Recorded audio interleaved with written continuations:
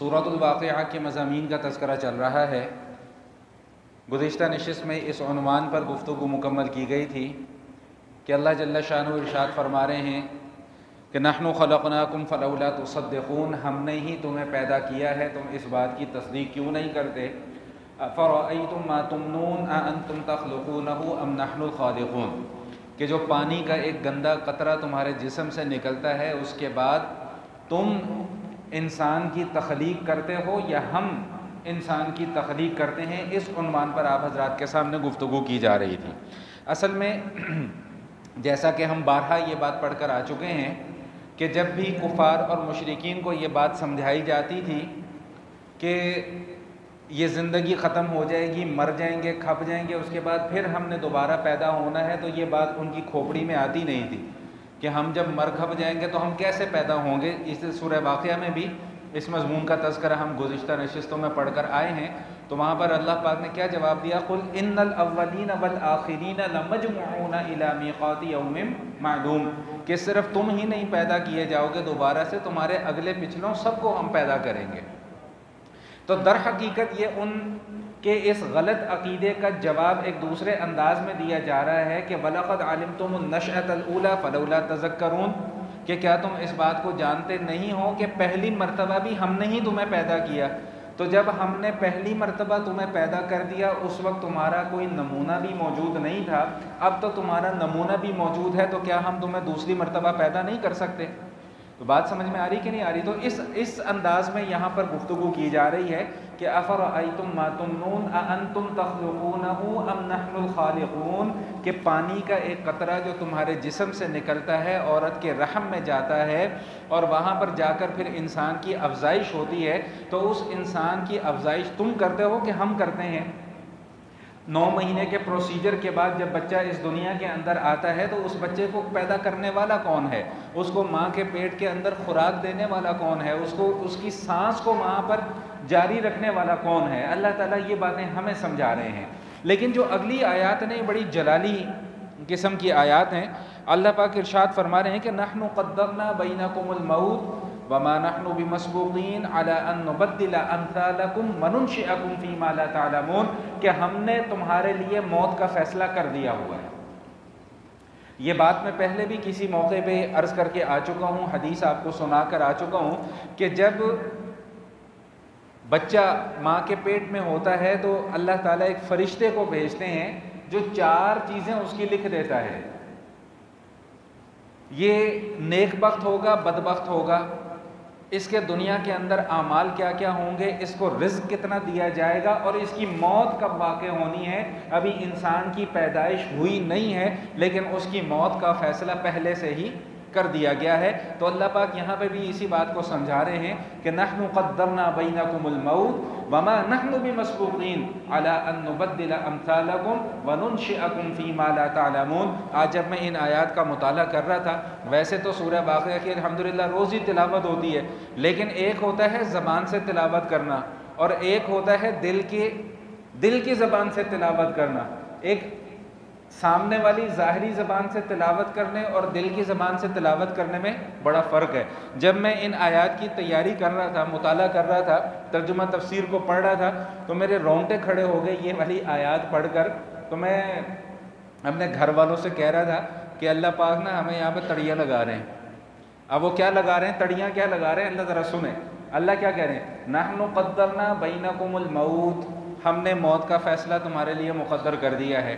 وما نحن بمسبوقین، اور ہم اس بات سے عاجز نہیں ہیں۔ کس بات سے؟ علی ان نبدل امثالکم، کہ ہم تمہیں ختم کر دیں، تمہاری جگہ کوئی اور لے آئے، ہمیں کوئی روکنے والا نہیں ہے۔ اگلی آیت سنیں، وَنُنشِئَكُمْ فِيمَا لَا تَعْلَمُونَ، ہم کبھی کسی سے جھگڑا ہو جائے تو ہم اسے کیا کہتے ہیں؟ میں تینوں اتھے چھڈ کے آواں گا کہ تینوں اندازہ بھی نہیں، ایسے کہتے ہیں نا جی ہم لوگ۔ اللہ یہ کہہ رہے ہیں وَنُنشِئَكُمْ فِيمَا لَا تَعْلَمُونَ، ہم تمہیں وہاں پہ لے کر جائیں گے جس کو تم جانتے بھی نہیں ہو۔ یہ اللہ کے الفاظ ہیں، وَنُنشِئَكُمْ فِيمَا لَا تَعْلَمُونَ، ایسی جگہ تمہیں پہنچائیں گے جس کا تمہیں وہم و گمان بھی نہیں ہے۔ اتنی جلالی آیات ہیں، یہ اتنی جلالی آیات ہیں کہ انسان اگر دل کے دل سے ان آیات کو پڑھ لے، سوچ لے، سیکھ لے، سمجھنے کی کوشش کر لے تو اس کی زندگی کی کایا جو ہے وہ پلٹ سکتی ہے۔ در پردہ اللہ ہمیں کیا سمجھا رہے ہیں کہ تم انسان بنتے کیوں نہیں ہو؟ اتنے دلائل تمہارے سامنے موجود ہیں، اتنی چیزیں تمہارے سامنے موجود ہیں، کھلا کھلا واضح واضح پیغام تمہارے سامنے موجود ہے، یہ کرنا ہے، یہ نہیں کرنا، یہی اللہ کی ڈیمانڈ ہے نا۔ بھائی اللہ نے اتنی ساری نعمتیں ہمیں دی ہیں تو اس کے بعد اللہ نے ڈیمانڈ کیا کی ہے کہ بھئی یہ تمہارا کرائٹیریا ہے، یہ کام کرنا ہے، یہ کام نہیں کرنا، بس اس سے زیادہ اللہ کی کیا ڈیمانڈ ہے؟ لیکن ساتھ ساتھ اللہ تعالیٰ ہمیں غصے والے انداز میں سمجھا بھی رہے ہیں کہ وَنُنْشِئَكُمْ فِي مَا لَا تَعْلَمُونَ، ایسی جگہ تمہیں پہنچائیں گے جس کا تمہیں اندازہ بھی نہیں ہے۔ اگلی آیات سن لیجئے، اس کے بعد اللہ کیا فرما رہے ہیں؟ وَلَقَدْ عَلِمْتُمُ النَّشْأَةَ الْأُولَىٰ فَلَوْلَا تَذَكَّرُونَ، تم جانتے نہیں ہو کہ پہلی مرتبہ بھی ہم نے تمہیں پیدا کیا، اب تمہیں اس بات پر کیا اشکال ہے کہ اب دوسری مرتبہ کیسے پیدا ہو جائیں گے؟ وہ مر جائیں گے، کھپ جائیں گے، ہڈیاں ریزہ ریزہ ہو جائیں گی، جسم جو ہے وہ مٹی میں مل جائے گا۔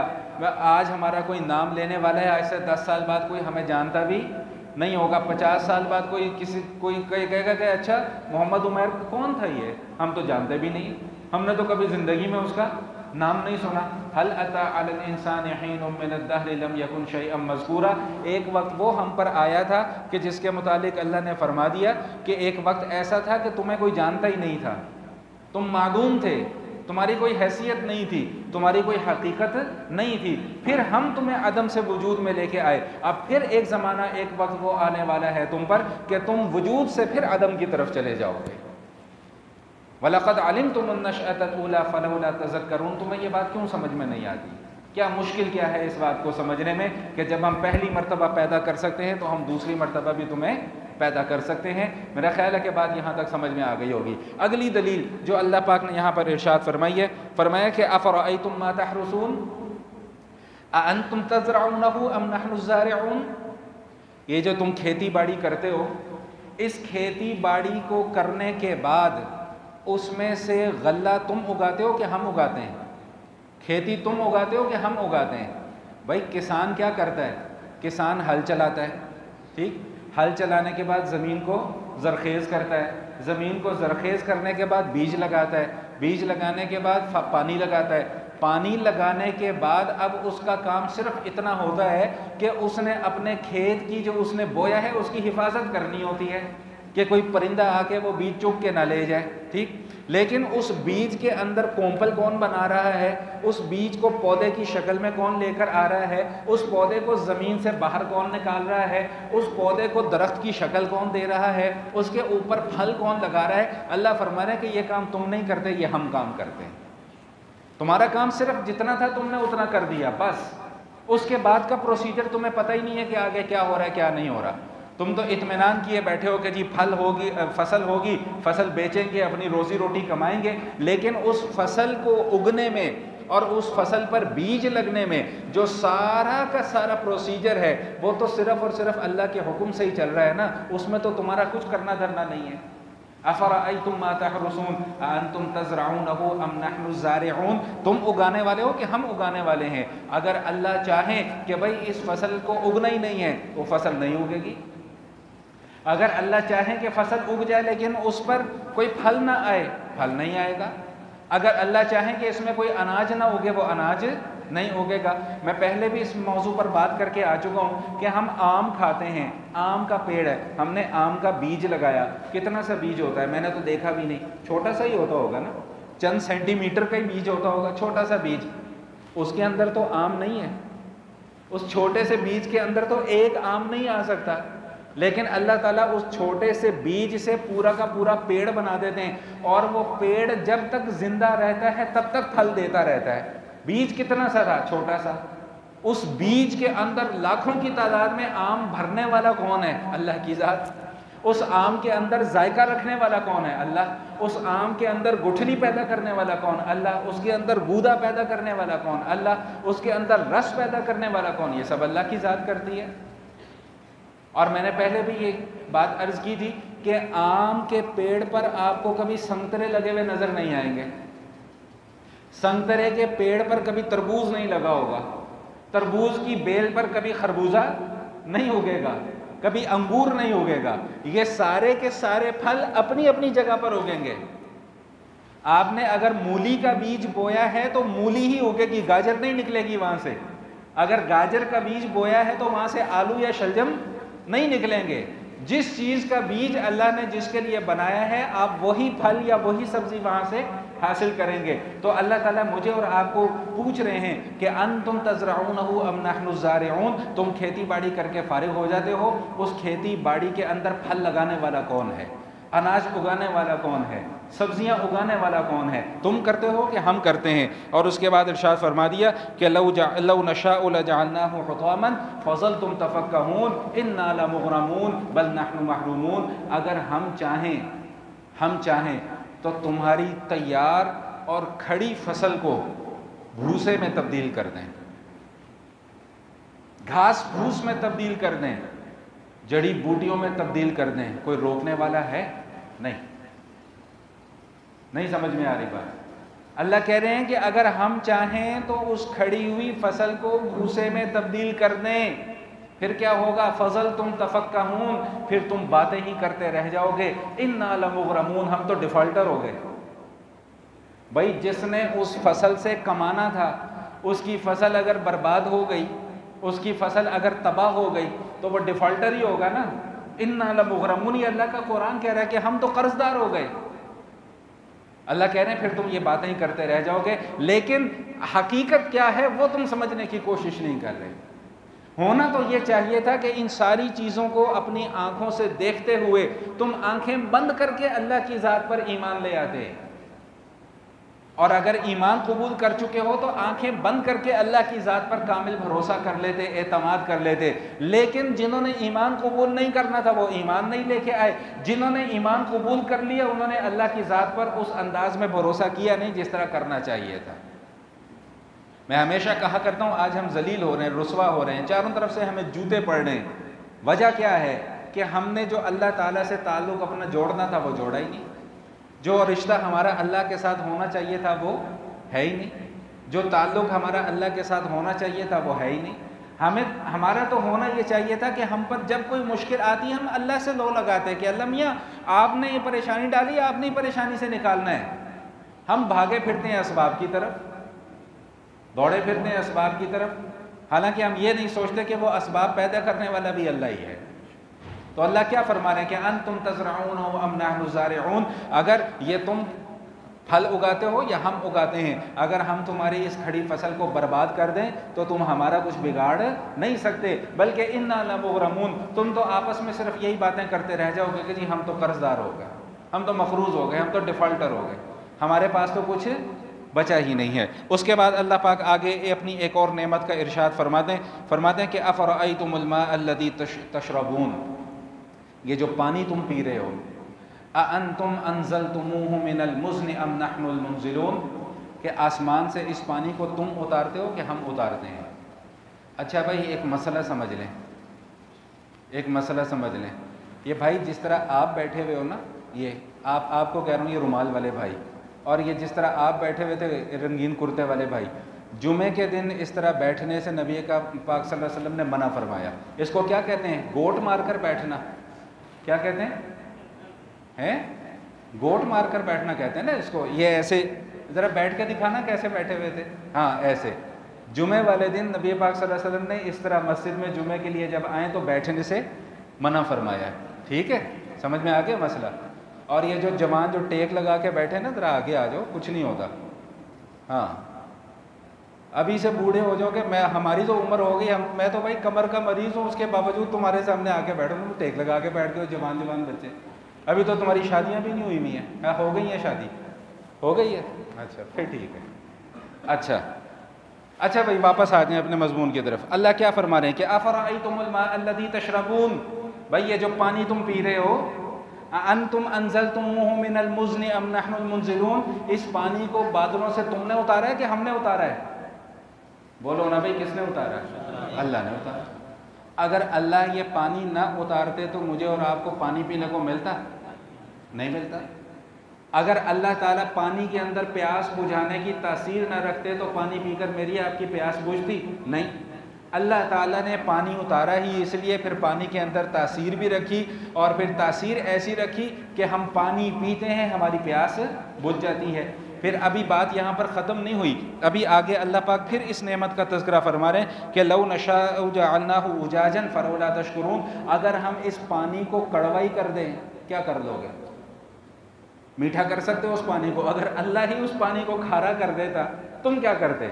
تو در پردہ اللہ سمجھانا کیا چاہ رہے ہیں کہ اتنی نعمتوں کے باوجود، اتنے دلائل کے باوجود تمہاری عقل کام نہیں کرتی۔ تم سمجھتے کیوں نہیں ہو کہ سارے کے سارے کام کرنے والی ذات کون ہے بھائی؟ اللہ کی۔ سارے کے سارے بگڑے ہوئے کام سنوارنے والی ذات کون ہے؟ اللہ کے سوا نہ کوئی کسی کا کام بگاڑ سکتا ہے نہ کوئی سنوار سکتا ہے۔ ہمارے عقیدے خراب ہو گئے نا، اصل میں ہمارے عقیدے کمزور ہو، فلاں نے کچھ کر دیا، سر میں درد ہو جائے گی فلاں نے کچھ کر دیا، ذرا سا کچھ ہو جائے گا جی فلاں نے کچھ کر دیا، وہ کیا ہوگا جی بندش ہو گئی، جی بندش ہو گئی، کاروبار نہیں چل رہا بندش ہو گئی۔ اور بھائی بندش نہیں ہوئی، تم نے زکوٰۃ نہیں دی ہوگی، تم نے صدقہ نہیں نکالا ہوگا، تم نے کسی کا حق مار لیا ہوگا، اس لیے تمہارے کاروبار میں بندش ہوئی ہے۔ کوئی جادوگر بندش نہیں کر سکتا کسی کے کاروبار کی، اپنا عقیدہ درست رکھیں۔ اگر اس طرح ہو جاتا تو سارے کے سارے مسلمان بھوکے نہ مر جاتے؟ کیوں بھائی؟ سارے کے سارے مسلمان، کیونکہ کافروں کی تعداد تو زیادہ ہے، وہ تو کہتے کہ ٹھیک ہے بھائی ہمیں پاکستان سے، افغانستان سے، سعودی عرب سے، ایران سے، عراق سے، ان سے ہمیں جنگ کرنے کی ضرورت نہیں ہے، اپنے جادوگروں کی ٹیم بٹھا دیتے ہیں، وہ ان کے اوپر جادو کریں گے، بھوک سے مر جائیں گے۔ ورنہ آج تک کبھی ایسا ہوا ہے؟ نہیں ہوا۔ ہمارے عقیدے چونکہ خراب کر دیے گئے نا، پہلے اپنی دکانیں چمکانے کے لیے لوگ میرے پاس آئیں گے، مجھے نذرانے دے کے جائیں گے، ہدیے دے کے جائیں گے، کوئی کالا بکرا دے کے چلا جائے گا، کوئی کالی مرغی دے کے چلا جائے گا، کوئی 5-10 ہزار روپے دے کے چلا جائے گا، کوئی مجھے پراڈو دے دے گا، کوئی میرے لیے ایک بڑا سا وہ آستانہ جو ہے وہ تعمیر کروا دے گا، کوئی کچھ کر دے گا، ٹھیک ہے جی میرا کاروبار چلتا رہے گا، لوگ بے وقوف بنتے رہیں گے۔ یہ باتیں عموماً میں کرتا نہیں ہوتا، میرے پہ الٹا فتوے لگنا شروع ہو جاتے ہیں، آج کل بھی لگ رہے ہیں، مجھے سننے کو ملی ہیں ادھر ادھر سے کچھ باتیں کہ آج کل بھی میرے متعلق جو ہے نا وہ پھر ایک ماحول سرگرم ہوا ہوئے فتوے لگ رہے ہیں صرف انہی باتوں کی وجہ سے۔ کیا کریں اب، بندہ حق بھی نہ بیان کرے، سچ بھی نہ بولے، اب سمجھ میں نہیں آ رہی بات۔ تو اللہ کیا کہہ رہے ہیں؟ افرأیتم الماء الذی تشربون، یہ پانی جو تم پی رہے ہو، اانتم انزلتموہ من المزن ام نحن المنزلون، تم آسمان سے اتارتے ہو ہم اتارتے ہیں۔ اچھا مزے کی بات یہ ہے کہ اللہ تعالیٰ نے جتنی نعمتیں ہمیں عطا فرمائی ہیں نا، اللہ تعالیٰ نے ایک تو ان چیزوں کو اتارا ہے بطور نعمت اور بطور ہماری ضرورت۔ بھائی پانی پیاس لگی پانی پی لو، ٹھیک، لیکن اسی نعمت میں، اسی ضرورت میں اللہ نے ہمارے لیے ثواب بھی رکھا ہوا ہے۔ اس سے اندازہ لگائیں کہ اللہ تعالیٰ اپنے بندوں سے کتنی محبت کرتے ہیں۔ بھائی اللہ کا یہ احسان کم تھا کہ اللہ نے کھانا ہمارے لیے اتار دیا، پانی ہمارے لیے اتار دیا، بس ٹھیک ہے بات ختم ہو گئی، اللہ میاں آپ کا شکر۔ لیکن اللہ کہہ رہے ہیں نہیں، اس پانی کے اندر، اس کھانے کے اندر میں نے تمہارے لیے ثواب بھی چھپا کے رکھا ہوا ہے۔ اللہ میاں وہ کیسے؟ ذرا 2-3 باتیں اس حوالے سے مختصر عرض کروں گا، پھر بات کو آگے چلاؤں گا۔ سیدنا سعد بن ابی وقاص رضی اللہ تعالیٰ عنہ نبی کریم علیہ الصلوۃ والتسلیم کی خدمت میں حاضر ہوئے اور آ کر عرض کرنے لگے کہ یا رسول اللہ، میری والدہ کا انتقال ہو گیا ہے، ان کے مرنے کے بعد کوئی ایسا کام میں کر سکتا ہوں کہ میری والدہ کو ثواب ملتا رہے؟ نبی کریم علیہ الصلوۃ والتسلیم نے ارشاد فرمایا کہ ہاں۔ عرض کیا یا رسول اللہ وہ کیا ہے؟ فرمایا پانی۔ انہوں نے ایک کنواں کھدوایا اور اپنی والدہ کے نام پر وقف کر دیا۔ تو اس پانی کے اندر اللہ نے ثواب بھی رکھا ہوا ہے۔ سیدنا انس رضی اللہ تعالیٰ عنہ غالباً یا سیدنا یسعد رضی اللہ تعالیٰ عنہ سے ایک اور روایت منقول ہے، وہ فرماتے ہیں کہ مجھ سے نبی کریم علیہ الصلوۃ والتسلیم نے ارشاد فرمایا کہ یسعد کیا تمہیں میں سب سے آسان صدقہ کرنا نہ بتلا دوں؟ سب سے آسان صدقہ جو تمہارے اوپر بوجھ بھی نہیں ہے۔ عرض کیا یا رسول اللہ ضرور بتلا دیجیے۔ فرمایا پانی پلا دیا کرو۔ کتنی بڑی نعمت ہے یہ اللہ تعالیٰ کی پانی، لیکن اسی پانی کے اندر اللہ نے ثواب بھی رکھا ہے۔ حضور علیہ الصلوۃ والسلام ایک موقع پہ ارشاد فرماتے ہیں، فرمایا کہ جس نے اس دنیا کی زندگی کے اندر کسی بے لباس انسان کو لباس پہنا دیا، اللہ تعالیٰ کل قیامت والے دن اسے جنت کا لباس پہنائیں گے۔ جس نے اس دنیا کی زندگی کے اندر کسی بھوکے کو کھانا کھلا دیا، اللہ تعالیٰ جنت کا بہترین کھانا اسے کھلائیں گے۔ جس نے کسی پیاسے کو اس دنیا کے اندر پانی پلا دیا، اللہ تعالیٰ اس شخص کو جنت کی شراباً طہورا اللہ پاک اسے عطا فرمائیں گے۔ تو میں کیا عرض کر رہا تھا کہ نعمت بھی ہے ہماری ضرورت بھی ہے، لیکن اللہ تعالیٰ نے اس نعمت اور اس ضرورت کے اندر ہمارے لیے ثواب بھی چھپا کے رکھا ہے۔ اچھا بھائی، پھر اگر کوئی چیز اللہ کی نعمت بھی ہو اور ایسی نعمت ہو کہ جس کے بغیر ہمارا گزارا بھی، پورا دن پانی کے بغیر گزارا ممکن نہیں ہے، پورے دن پانی کے بغیر گزارا، تو ایسی نعمت کی قدر کرنی چاہیے کہ ناقدری کرنی چاہیے؟ بولیں نا بھائی، قدر کرنی چاہیے۔ تو پانی کو بچانا چاہیے کہ ضائع کرنا چاہیے؟ بچانا چاہیے۔ ہم پانی کے ساتھ کیا کرتے ہیں؟ ہم نے نہانے کے لیے جانا ہوگا، ہم نل کھول دیں گے، نل کھول کے اپنے کاموں میں مصروف ہو جائیں گے، آدھے گھنٹے کے بعد یاد آئے گا او ہو میں نے تو نہانا تھا۔ وہ جو آدھے گھنٹے پانی ضائع ہوتا رہا اس کا وبال کس پر پڑے گا؟ ہم نے اپنی گاڑی دھونی ہوتی ہے، گاڑی دھونی ہوتی ہے، بھائی ایک بالٹی میں پانی لو، کپڑا گیلا کرو، گاڑی صاف کرو، گاڑی آپ کی صاف ہو جائے گی؟ نہیں، جب تک کہ ہم پورا پائپ کھول کے اپنی گاڑی نہ دھو لیں ہماری تسلی نہیں ہوتی۔ نبی پاک صلی اللہ علیہ وسلم، اللہ کمی بیشی معاف فرمائے، اس وقت مجھے ایگزیکٹلی فگر یاد نہیں ہے، لیکن میں اس کو آسان لفظوں میں سمجھانے کی کوشش کروں گا کہ حضور علیہ السلام نے جب غسل کرنا ہوتا تو ایک بالٹی میں غسل کر لیا کرتے تھے۔ ہمارا ٹب بھی بھر رہا ہوتا ہے، نلکا بھی چل رہا ہوتا ہے، وہ پانی ہم اپنے جسم پر بھی ڈال رہے ہیں، وہ پانی بہہ بھی رہا ہے، صاف پانی گٹروں کے اندر جا رہا ہے، ہمیں پرواہ کوئی نہیں ہے۔ مجھے کسی نے ایک پوسٹ بھیجی تھی، اب پتہ نہیں ٹھیک ہے یا نہیں ہے، لیکن ہو سکتا ہے ٹھیک ہی ہو۔ کہتے ہیں کہ صرف 2.7% پانی اس پوری دنیا کے اندر ایسا ہے جو پینے کے قابل ہے، 2.7%، باقی تقریباً 97.5% پانی پینے کے قابل نہیں ہے۔ یہ 2.5% پانی ہے جس پر پوری دنیا کے انسانوں کا گزارا ہو رہا ہے، ہم اس 2.5% پانی کو بھی ضائع کر رہے ہیں۔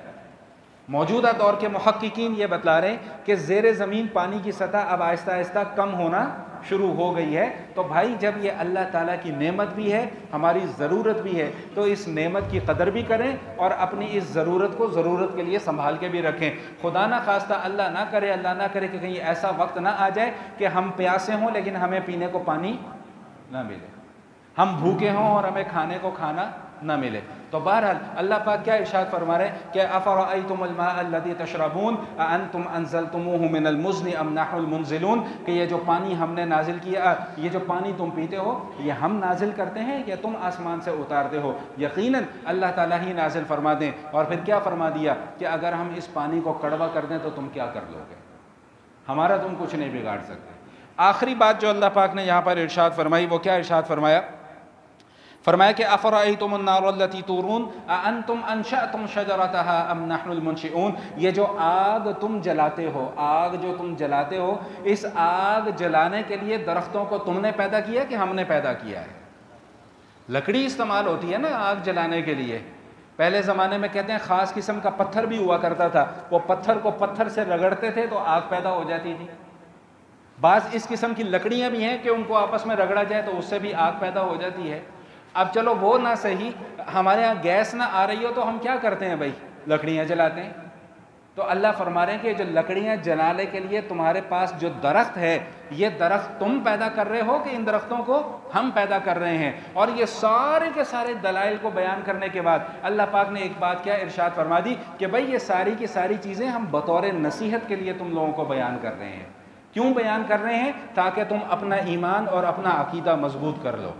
تمہارا ایمان اور تمہارا عقیدہ اللہ سے نہیں ہٹنا چاہیے۔ اللہ سے ایمان اور عقیدے میں خرابی آ گئی تو یاد رکھو کہ نہ تمہاری دنیا سنور سکتی ہے نہ تمہاری آخرت بن سکتی ہے۔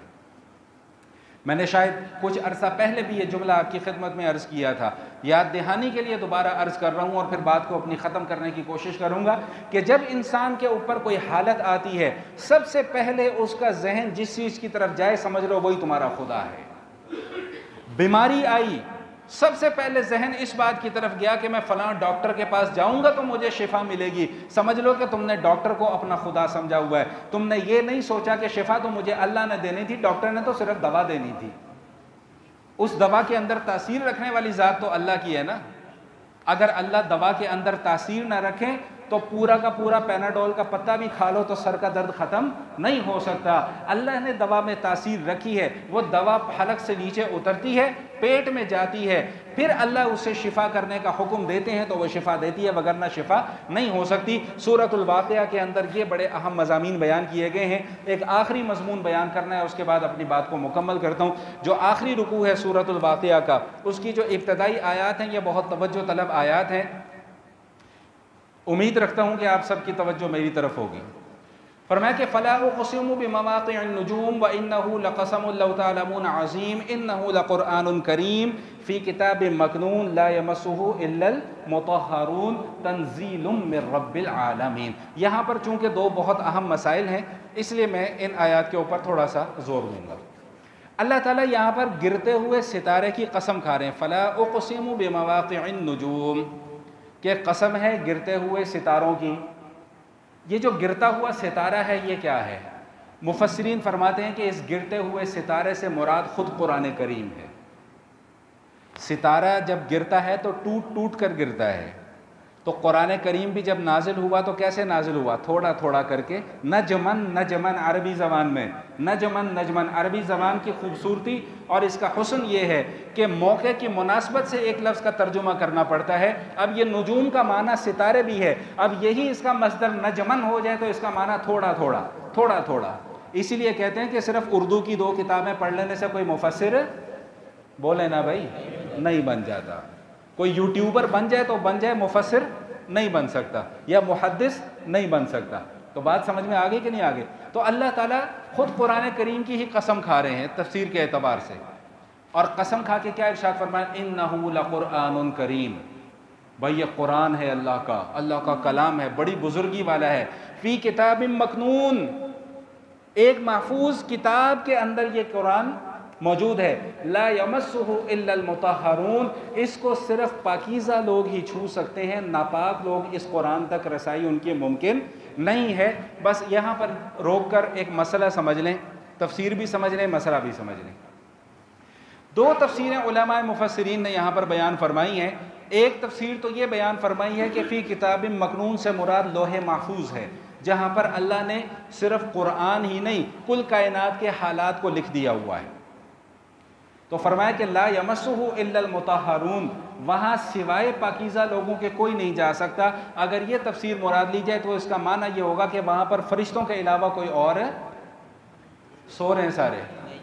بھائی آپ کے فائدے کے لیے یہ باتیں بتا رہا ہوں، آپ فرشتے وہاں پر، فرشتوں کے علاوہ کوئی وہاں پر نہیں جا، کیونکہ مطہرون جو ہیں وہ صرف فرشتے ہیں، پاکیزہ ہستیاں جو ہیں وہ کون ہیں؟ بھائی فرشتے ہیں، ٹھیک، ان کو ناپاکی نہیں ہوتی۔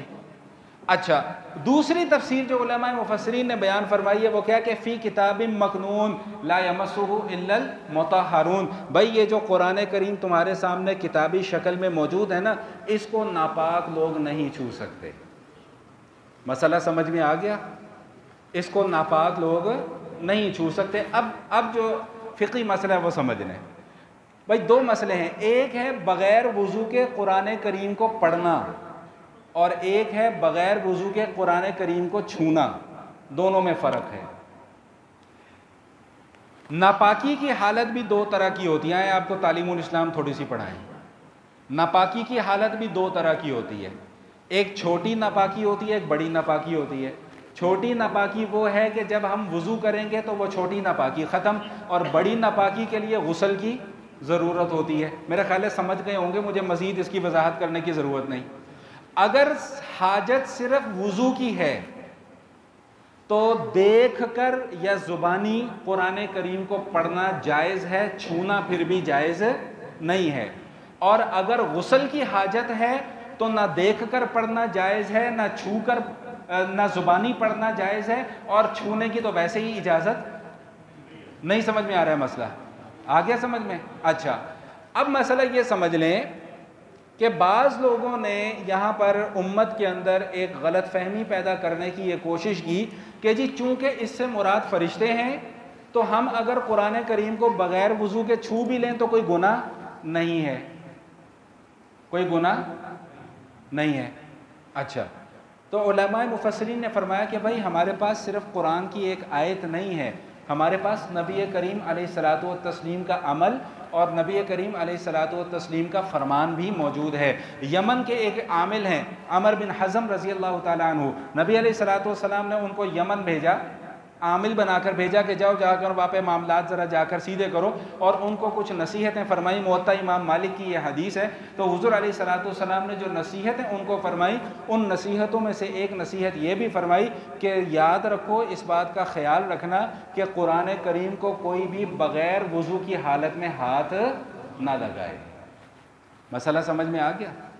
حضرت علی رضی اللہ تعالیٰ عنہ سے مروی ہے، وہ فرماتے ہیں کہ حضور علیہ الصلاۃ والسلام صرف قرآن کریم کی تلاوت اس وقت چھوڑتے تھے جب حضور کو غسل کی حاجت ہوتی تھی، صرف اس وقت قرآن کریم پڑھنا چھوڑ دیتے تھے۔ تو معلوم یہ ہوا کہ جب غسل کی حاجت ہو تو پھر قرآن کریم کو پڑھنا بھی جائز نہیں ہوگا۔ بالکل یہی مسئلہ خواتین کے ساتھ ہے کہ جب ان کے مخصوص ایام آ جائیں تو ان مخصوص ایام میں قرآن کریم کی تلاوت کرنا ان کے لیے جائز نہیں ہے۔ ہاتھ لگانا تو بے وضو بھی جائز نہیں ہے، لیکن تلاوت کرنا بھی اس حالت میں ان کے لیے جائز نہیں ہے۔ یہاں پر ایک سوال ہے، یہ سوال مجھ سے بھی کیا گیا اور معاشرے میں یہ سوال پھیلا بھی دیا گیا۔ وہ سوال کیا پھیلا دیا گیا کہ جی اگر ہم نے کسی کافر کو قرآن پڑھنے کے لیے دینا ہو تو کیا اسے بھی وضو کروائیں گے؟ تو لہٰذا جب اس کو وضو کروانے کی ضرورت نہیں تو ہمیں بھی وضو کرنے کی ضرورت نہیں ہے۔ سوال سمجھ میں آیا؟ اعتراض سمجھ میں آیا؟ اب اس کا جواب بھی سن لیں۔ جواب کیا ہے؟ کافر کے اوپر وضو کرنا فرض ہے؟ بولیں بھائی نہیں۔ تو جب اس کے اوپر وضو کرنا فرض ہی نہیں ہے تو سوال نہیں سمجھ میں آیا، اوپر سے گزر گیا۔